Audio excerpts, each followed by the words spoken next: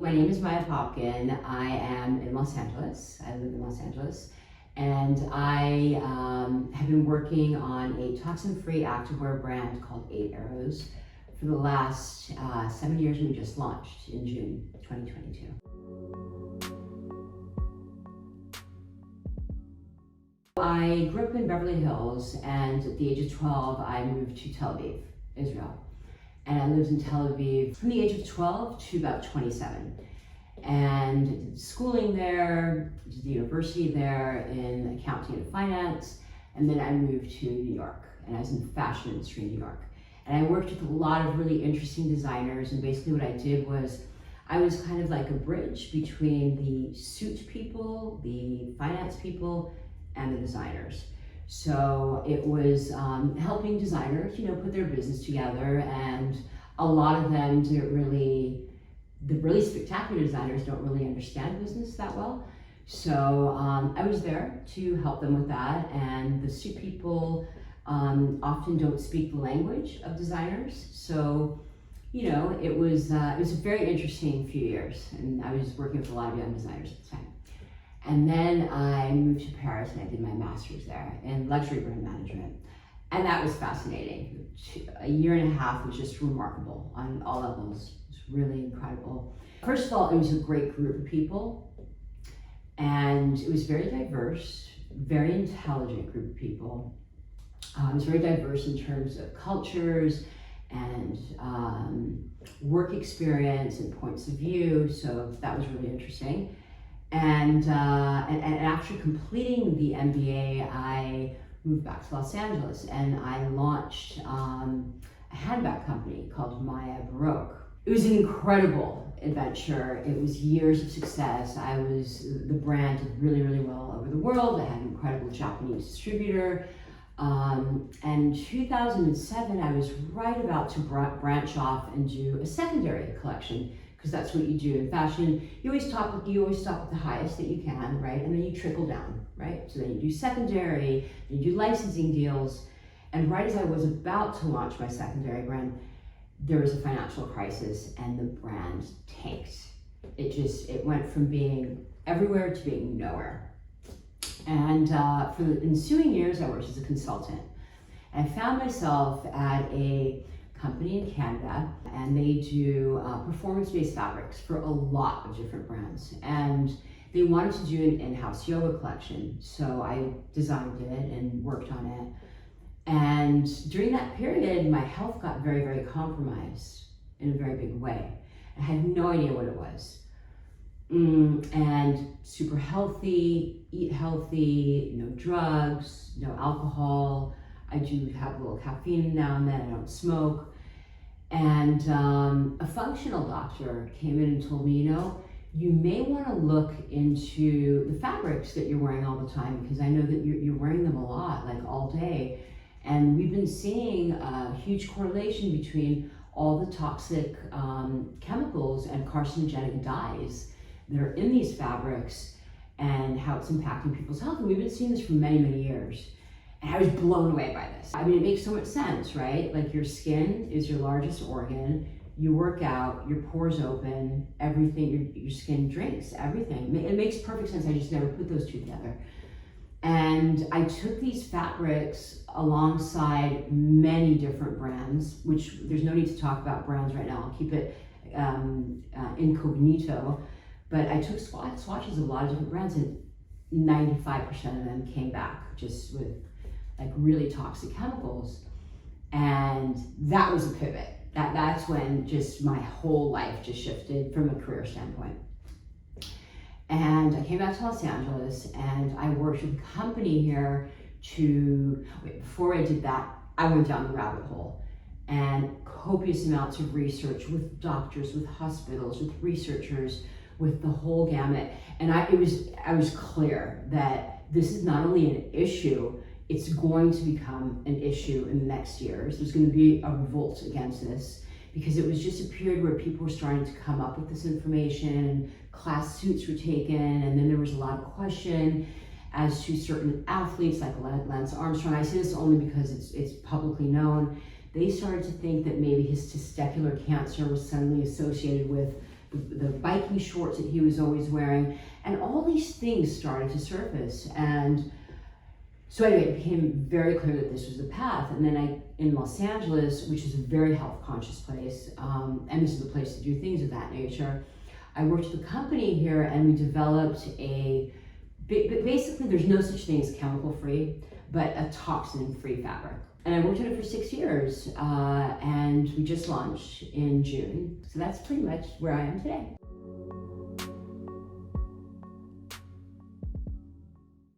It's a lot to launch a brand. It is a lot. There are many different scenarios. There's one scenario when you have a lot of money behind you. It's a lot easier to do because you have the finances to support the PR. Unfortunately, money comes to money in the sense that when you have a strong PR support and a marketing support, and you're able to afford an incredible team, the probability of you succeeding is a lot higher. And it costs money to have amazing marketing people. That's not my case. To do things, we're doing things on smaller budgets, so we have to be really, really, really creative. And we have very creative, very smart people, but we have small budgets, so what that really means is that when you have a brand that has a strong mission, a strong statement, a strong story, you have to go out and tell it. So it's doing gatherings, and it's hosting, certain places that we choose where we congregate, and we bring in influencers, or we bring in, people who can further discuss about the thing. So it's a very different journey when you don't have big money behind you. It's a very, very different journey. It takes a lot more time. You have to hustle. It's a lot of hustling. And you have to have patience and just, consistency. And then, maybe there is a big company later that sees what you're doing and wants to invest, but that's a whole other story. Because then when you do things from such integrity, and you're very specific about the supply chain, and you're very specific about the people that you work with, a lot of VC companies are like, that doesn't matter to us. I don't care if they don't have health insurance, but I do. So you have to find people that have like a similar soul to you on a business, because business is soul, it's not only that. So finding the right people to support it, that's a big one.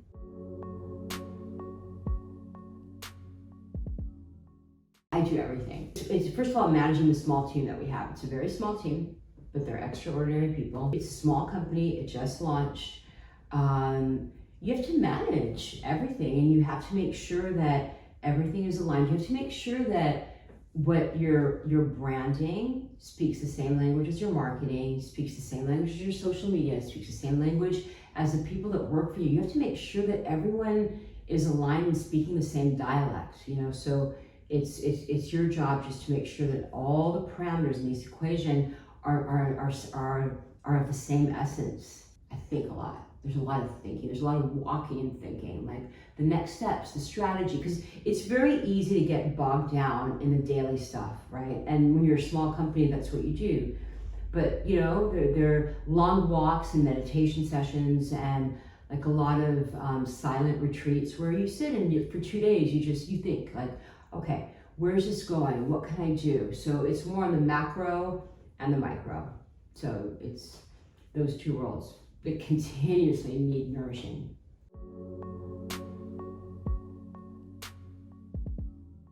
So everything is subcontracted in terms of production. Nothing is done in-house, of course.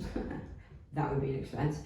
And our pattern makers, they're also subcontracted.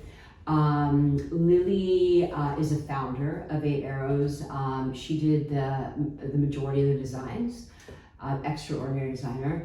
And I have a couple of people in marketing that are working now. So we do social media and we do strategy, and we had an incredible launch party, and we're trying to replicate that template, that format, and what in many different experiences. So what that means is putting the right people together and giving them an experience. So whether it is having an incredible speaker and doing meditation and doing Reiki, but in a meaningful way, because there's a lot of that happening in Los Angeles now with sound baths and you know what I mean? So you have to really do it from a genuine place, and and do games with people. We play a lot of games. We make it fun with music, and so there's an opportunity for people to gather in a meaningful way, but you make sure that, there's an exchange for people leave, whether it be with friendships or they leave with an additional knowledge, and you gift people things like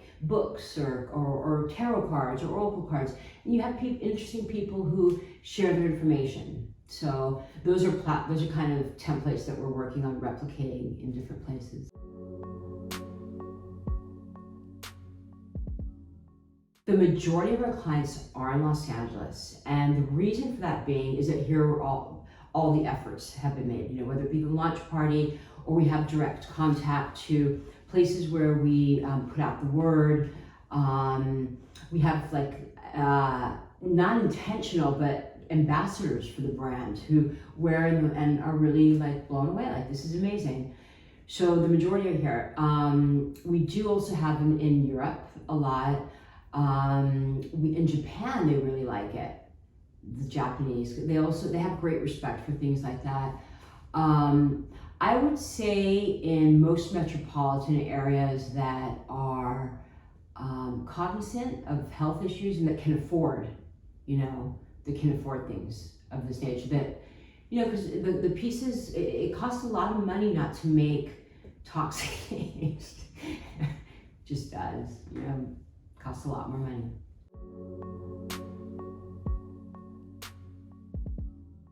We work with a company called Lenzig in Austria, and all of our raw materials are from them, except for the trims, which are from another company from Japan. But the foundation is Lenzig. Why? Everything that I care about is in the DNA of what they stand for. It's regenerative agriculture. It's closed circle. It is there's zero emissions by 2025. Everything that is important for us is what they stand for. They have zero waste. So we use the raw material that we use is a birch tree, and they use every element of that tree to produce something. It's biodegradable. There's no waste. I know I said that 3 times, but it's really important. And they're an incredible company. Everybody from the receptionist to the cleaning people to the head of marketing to they're just everybody there is solid, and they're happy there. You can see people work there for many years because they're passionate about what this brand does, because it's changing the industry. So that's that. And then here, the factories. We producing in China was never even an option for us. It's no, full body no. It was very important for us to produce in the United States. I'm not saying that can definitely change. It can definitely change. I think that when you first launch a brand, it's very important that you can get in your car and manage the production, because things go wrong. They just do. There's certain mistakes that it doesn't matter how much experience you have. When you launch your own brand, everyone makes the same mistakes. It's overpaying for patterns. It's making mistakes with production. It just happens. You minimize those issues when you can get in your car and you can go and you can look at the production. And I solved a lot of mistakes. We would have had major production issues if I wasn't able to go there every day, actually. So until you really are able to either afford a production manager, or you can literally go to the facility and spend some time there, but that wasn't the case for us, so I had to choose that. Now, more specifically, make sure that everyone is treated well. They have health insurance. Listen, you walk into a place, you see how it is, right? You see how you feel people, like you can see if they're happy, you know. You can see if they're well, like if they're fed well, if they are able to pay their, the cost of living in Los Angeles is very high. You know, you have to make sure that they're okay. And this facility is amazing. And from the packaging, you know, we didn't work with any company in China. We worked with a local company that everything that they do is compostable. So all the packaging you put in the ground and it disappears without leaving any toxin. There's no plastic, there's none of that. That doesn't belong in the world anymore. It just doesn't. We have to, you know, be cognizant of what we're doing. So all of these parameters are all aligned, you know.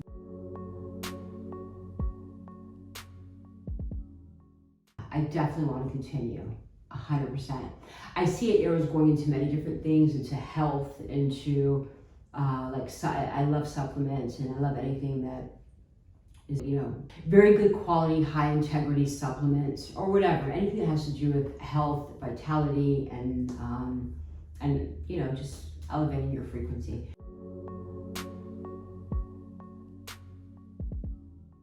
I sure did, but what I was able to do with the arrows was an intersection between both.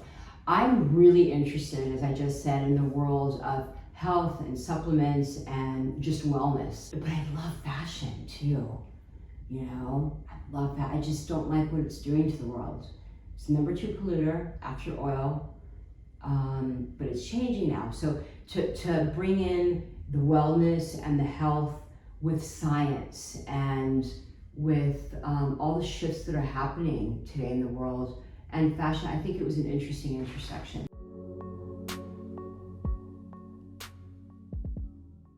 In the fashion industry, there's no governing entity, right? There's no governing entity, meaning you're only legally obliged, and people play with this all the time, right? Where this is made, that's what people play with, and what's the fabric content. There's no legal obligation to relate any of the chemicals or any of the dyeing process. You could be wearing a carcinogenic element, flame retardant fabric, and you don't have to relate it. Now changes have been made with children's clothes, but in general, you don't have to, right? So I would love everybody to enjoy this because it feels better. I can tell it when I wear 8 arrows, it just feels better. It looks better, it feels better, and it your body, it doesn't pollute your body. So yeah, of course I would like to. I just you know, it takes time to build a company. It takes time. So we're going to do it, you know, slowly and as organically as possible. You know, I think it's really important to move in like slow motion, see how things are going, see how your clients are responding, seeing what mistakes you made. You know, everyone makes mistakes, to make sure to, and then, you know, correct them and move on. It takes time until you understand also your brand. You can come with all the visions of the world, but you know, it's not a dictatorship. Like it's symbiotic.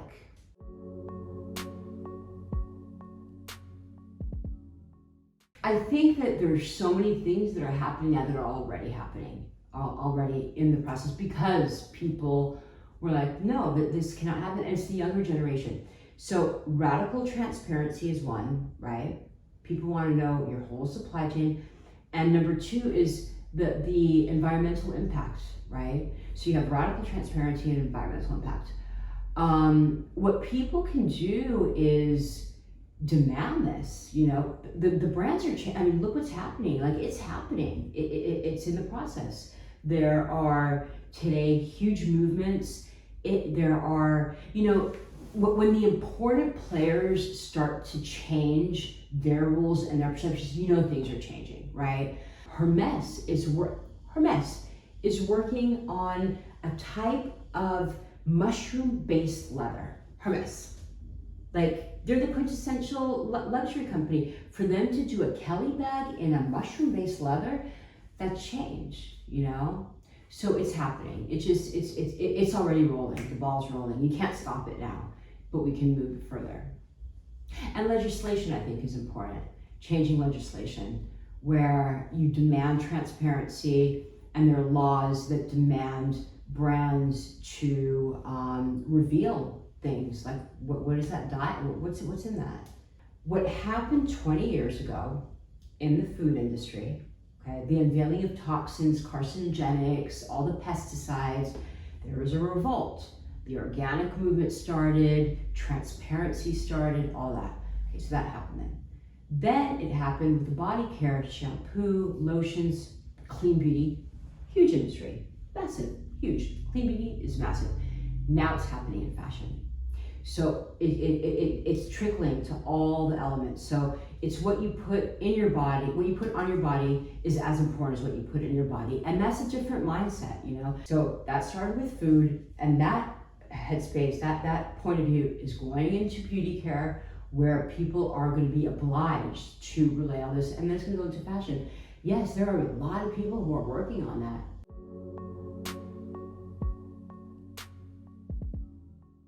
Find a mentor. They teach you, they open doors for you. You also give them something. ESSEC actually works to correlate you with a mentor. Like, that's part of the program. I say go beyond that. Go beyond that. Go and reach out to people. You know, the older generation really loves to teach the younger generation. There's something gorgeous about teaching people, right? So it's not like there's an exchange here. It's not like you're coming and begging. Like, if it's the right combination, it could be a stunning relationship, you know, that both sides give and receive. So I say just like knock on doors and just come really well prepared. Like know who this person is, know what they do, know about them, know as much as you can, and honor them with that by knowing about them, because you have to honor them by that. Say, you know, and be forthright. Say, I want you to be my mentor, and I'll tell you why. You know, just be very forthright about it. Number two, I think a lot of people are a little bit uncomfortable starting at the bottom, and it's okay to start at the bottom. If you're good, you'll move up very quickly.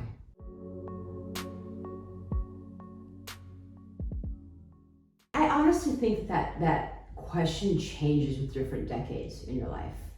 I'll start with that. Like, what's important in your 20s changes in your 30s, changes in your 40s, changes in, so I'm in my 40s. In my 40s, my definition of success is doing things with purpose is probably the most important thing, like purposeful work. If it's not purposeful, I'm not doing it. It has to have purpose, and it has to